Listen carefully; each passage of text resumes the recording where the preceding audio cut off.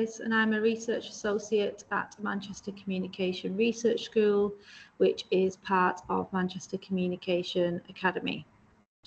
I've been at Manchester Communication Academy for 15 years now, and in my current role as Research Associate, part of it has been working within our inclusive provision, looking at how we can codify an intentional relationship.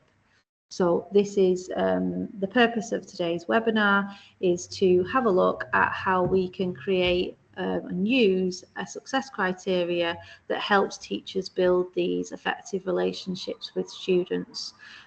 This would be useful for trainee teachers who are just starting out, recently qualified teachers, but perhaps maybe more experienced practitioners who would like to refresh their knowledge based on the latest evidence. So I hope you find it useful. So what do we mean by an intentional relationship? So this is one between a teacher and a student that strikes a successful balance between kindness and accountability, with the view that you are improving academic and social outcomes for the young person. So what does the evidence say? The EEF in their behaviour guidance report from 2021 say that teachers regularly and intentionally focusing small amounts of time working on relationships with individual pupils can have a big impact. So these little, what appear to be little marginal examples of relationship building, actually, when you put them together, can really make a difference. And as many teachers know, you can't have successful learning without a successful relationship. So the EEF make a number of recommendations. For this webinar, we will be looking at the first one, which is to know and understand your pupils and their influences. And within this recommendation, the EEF suggests using the establish, maintain and restore method when trying to build these relationships with the children that it can be more difficult to create a connection with. So this is essentially a set of success criteria that you can use and apply really effectively into your classroom and hopefully speed up that relationship that you're trying to build with that particular student. So establish is the first strand of the EMR model, and this is about creating the positive relationship to begin with, so building that trust.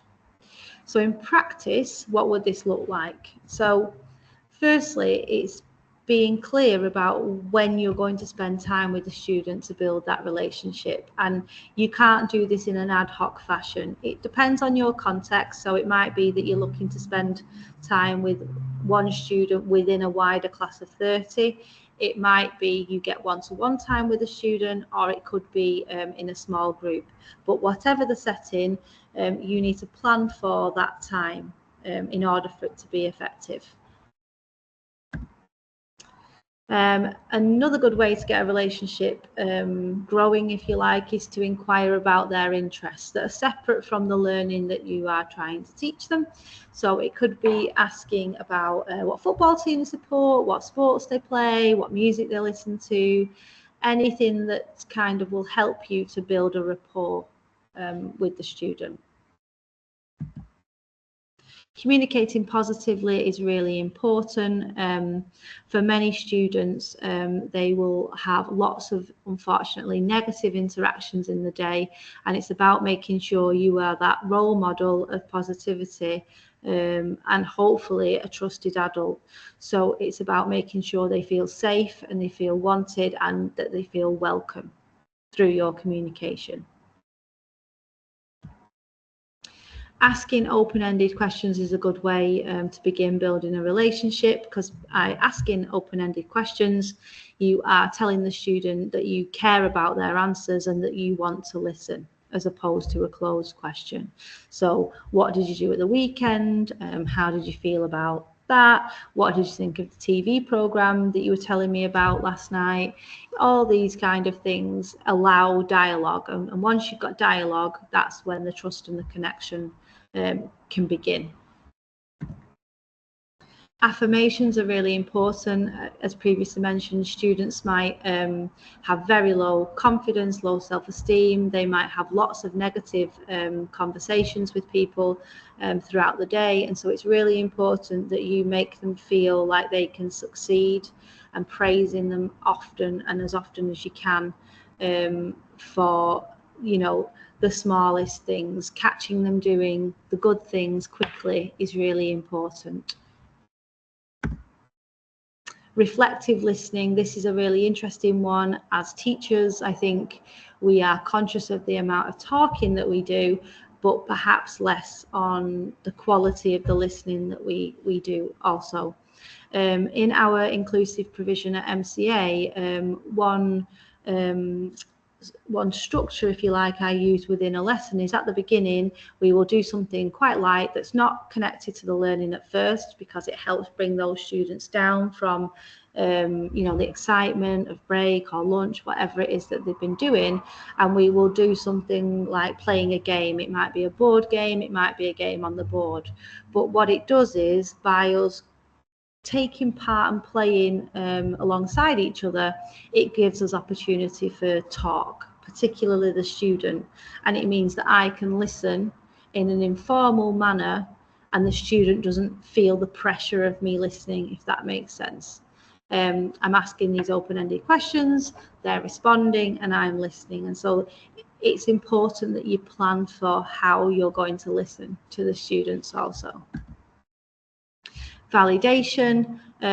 Lots of students can struggle with their emotional literacy. They struggle to kind of communicate how they feel. So it's important that you validate their emotions. I know you were angry when. I know you felt sad when. To make it clear that their emotions are absolutely fine to have.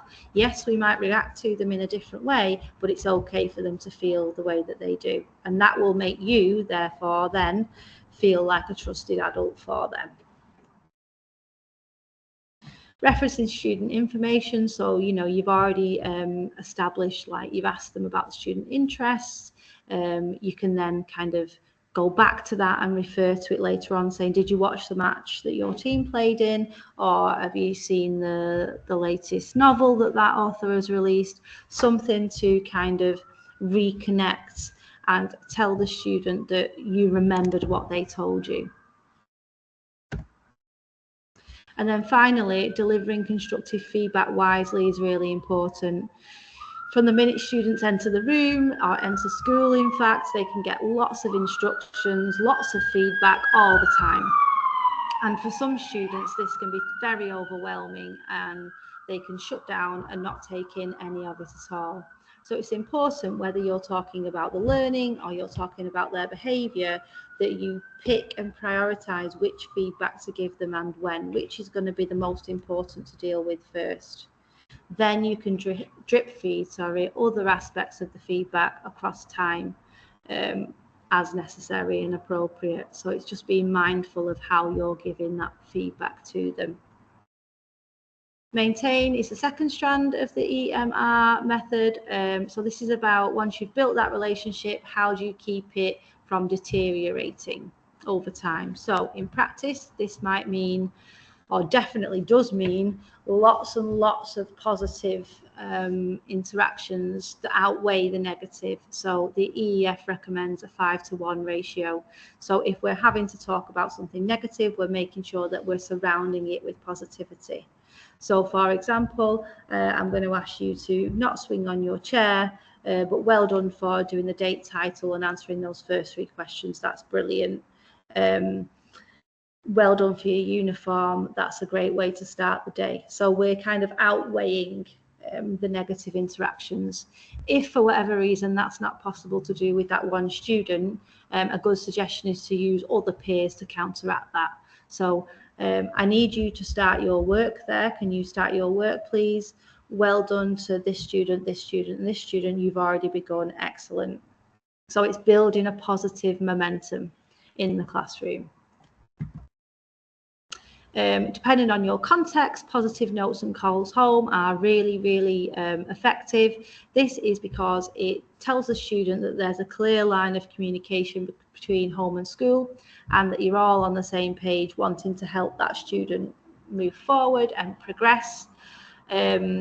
You might do it differently dependent on your school's reward system, but seeing kind of that acknowledgement from school at home really does make a difference. Number 3 is greeting students at the door of your classroom. This is a really effective strategy for all your class, but especially for the ones that you're looking to build a particular relationship with. As a busy teacher, you might have 30 students in the room and you want to be able to have some sort of positive interaction with all of them. This allows you to do that by standing at the door. But for the students we're building the relationship with, it can be a really good tool for preempting any problems and hopefully mitigating them before they come into the classroom. So it might be that you can see a student is rushing. It might look like they've been a bit late. You can give them a minute just to calm down, sort themselves out, get ready for the learning. It could be that they look like they've had some sort of negative interaction with a friend or another peer. It might be that you can intercept that and calm that student down before they come into the classroom and keep that positive momentum going. Random special activities. So I've done this one quite a lot in our inclusive provision. So I am a history teacher, so I've got my scheme of learning all about the Second World War, for example. And what I've done is I've punctuated that series of lessons with some one-off different things for us to do. So in this example, I brought in some artifacts from the Second World War for students to have a look at. We didn't really have a book lesson that lesson. We were just talking and looking and handling the objects. The students haven't forgotten that. They've been really positive about it. You know, and they will ask me on the corridor, can you bring that object in again, Miss? Can we have a look at something else? So that's really good to keep that relationship that you've built going. It could be also, you know, it might be that you've got access to a forest school and you can take them out every few weeks to a forest school or a school trip. It can be whatever you know sparks the interest of your students. And then finally, we've got restore. So this is about repairing any harm after a negative interaction. And this is one that the adults can find really quite difficult. But the success criteria suggested by the EEF is actually really quite straightforward. So in practice, the first element is making sure you acknowledge your responsibility for the negative interaction. Now, that's not to say that you're to blame for it, but it's acknowledging that you understand it was a negative experience. So you might say, I'm sorry too, we had to have that conversation. You know, I felt sad after we had that conversation too. So it's not just all about their feelings as well, that it's a two-way interaction. Number 2, delivering an empathy statement is really important. So again, drawing on what we began with, where we were thinking about validating feelings, something along the lines of, I know you were angry when, I know you were sad when. Again, that's not saying that we're not making the student accountable, it's just acknowledging that they had feelings about that event, and that's really important. The third one is a very important one, which is letting go of the incident and starting afresh. So, you know, I'm sure we've all had those lessons where we've gone home and we've ruminated on an incident that we've had with a student. We've thought about maybe how we could have done it differently, and we worry about it. If we're worrying about it, you can guarantee the student is tenfold, however they pretend that they aren't.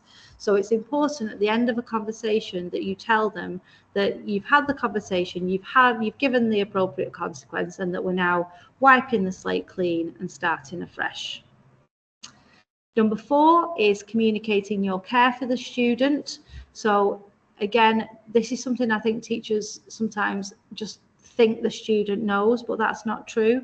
It's important to explicitly get that across. So you might say something like, I know you were angry when this happened. However, I had to do this because it was distracting you from your learning, and I really care about you and making sure that you make progress. And so just something as simple as that makes the student see the connection between what you did and the reason behind it, i.e. the fact that you care about their learning or their safety or whatever it happens to be in that example. And then finally, engaging in mutual problem solving. Now, this depends on what the issue was, but for example, it could be that you'd had an interaction that was negative because a student didn't want to sit where you wanted them to sit. So going forward, you might have worked through the success criteria, you're coming to the end, and you might say, okay, can we work on how we can make this better? And it might be that the student doesn't want to sit next to that student for a valid reason. So you could say, okay, well, your other options are now you can sit in this seat or this seat. So you're giving them that option and also making them accountable and responsible going forward. And it also sends a message that you and they are a team and that you're working together to solve this problem, because you are on the same team. You and the class work together to achieve positive outcomes, but it's about making sure you're explicit with students when you're in the classroom. Okay, well, thank you very much. That was the EMR method, which is detailed in the Behaviour Guidance Report from the EEF from 2021. Hopefully it's given you lots of ideas that you can go away and use in order to codify and understand how you build intentional relationships with students. If you would like further information or help, please reach out to Manchester Communication Research School and we'll be more than happy to give you a hand. Thank you.